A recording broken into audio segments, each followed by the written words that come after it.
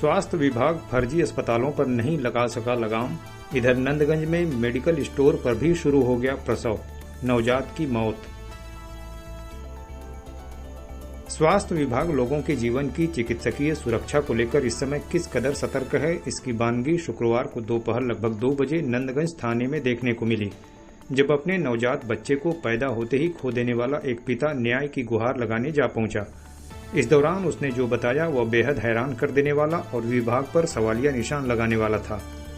उसने पूरी आपबीती सुनाते हुए बताया कि उसकी पत्नी का किसी निजी क्लिनिक या अस्पताल पर नहीं, बल्कि बाजार स्थित एक जन औषधि केंद्र के रूप में चलने वाले मेडिकल स्टोर पर ही प्रसव करा दिया गया, जहां कुछ ही देर बाद नवजात की मौत हो गई।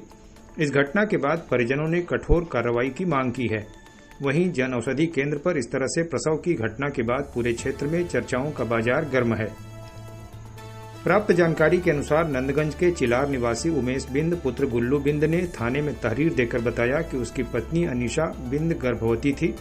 गुरुवार की रात जब उसे प्रसव पीड़ा हुई तो वह पत्नी को लेकर नंदगंज बाजार स्थित जन औषधि केंद्र पहुंचा।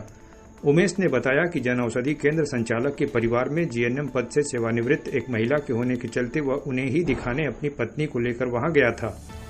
उसने बताया कि उक्त महिला गर्भवती महिलाओं का प्रसव कराती हैं। आरोप लगाते हुए उमेश ने बताया कि उक्त महिला और मेडिकल स्टोर संचालक की पत्नी ने जांच कर कहा कि शिशु स्वस्थ है और 1-2 घंटे में नॉर्मल डिलीवरी हो जाएगी।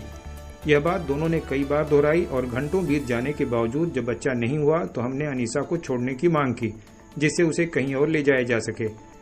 आरोप लगाते हुए उमेश ने बताया कि जब हमने उसे दूसरी जगह ले जाने की बात कही तो हमसे 5,000 रुपए की मांग की गई और जब हम नहीं दे सके तो हमें जबरदस्ती रोक लिया गया। इस बीच गुरुवार की रात लगभग 8 बजे जीवित बच्चा पैदा हुआ, लेकिन कुछ ही देर बाद उसके शरीर में हरकत होनी बंद हो गई।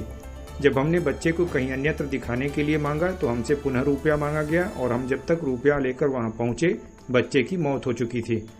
इस घटना के बाद परिजन रोते बिलखते हुए थाने गए और तहरीर देकर कार्रवाई की मांग की।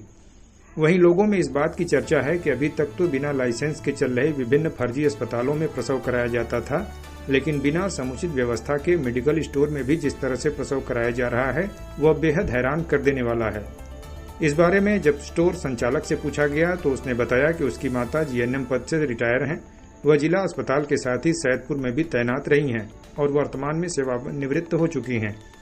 इस बाबत जब सीएमओ को 2 बार फोन किया गया तो उन्होंने फोन उठाना जरूरी नहीं समझा और तीसरी बार करने पर फोन स्विच ऑफ कर दिया। पूरी घटना को लेकर पीड़ित उमेश ने क्या कुछ कहा, आइए सुनते हैं। नाम है आपका? उमेश कुमार नाम है सर। किस गांव के निवासी हैं? चिलार गांव के निवासी। कुछ घटना हुई है क्या आपके साथ? सर हमारी पत्नी थी अनीसा देवी, उनकी डिलीवरी होने वाली थी। हाँ। उनको हम कल बस नंदगंज चेकअप कराने के लिए लाए थे। कहाँ पर लेके आए थे? चोचक मोड़ के जस्ट बगल में। अच्छा। जन औषधि के नाम से। हाँ। एक मेडिकल स्टोर है, वहाँ पे मतलब प्रेगनेंसी भी करती हैं सब। तो उसको हम चेक कराने के लिए मैडम को बोले तो वो बोले थे कि 1 आध घंटे में हम नॉर्मल बच्चा पैदा कर देंगे।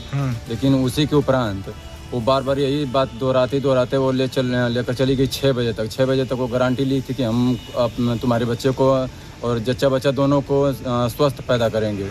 तो उसके बाद हमारे पत्नी को 7 बजे वो बात कहा गया, फिर 8 बजे वही कहा गया, 9 बजे फिर बार बार एक ही इंजेक्शन को लगाया जा रहा था। 5-6 इंजेक्शन लगाया गया, कम से कम 5-6 बोतल चढ़ाया गया उसके बाद। और हमारा जब बच्चा पैदा हुआ उसके बाद 2-3 सेकंड के बाद अपने आप मृत अवस्था में गया। मतलब जिंदा पैदा हुआ था? जिंदा पैदा हुआ था सर। फिर मर गया? जब वो इंजेक्शन दी मैडम, बच्चा को जब इंजेक्शन दी उसके बाद बच्चा तुरंत सर मृत अवस्था में गया। मैडम का नाम मालूम है? अनीसा। वो उनका मैडम का नहीं मालूम है। नहीं मालूम है? नहीं सर। कोई लेके गया था, अपने से गए थे? हम वहाँ पे सर अपने से गए थे, जैसे बस चेकअप कराने के लिए। मैडम बस पैसा का डिमांड कर रही थी कि इतना पैसा दोगे तो हम तुमको छोड़ेंगे। हम पैसा भी दे रहे थे, कह रहे थे कि हमको रिपोर्ट बना कर दे दीजिए, हम चले जाएंगे। तो बोल रहे थे कि तुम ज़्यादा जानकार हो, ये मतलब और अपशब्द भाषा का प्रयोग कर रही थी। हमसे पैसा का डिमांड कर रही थी।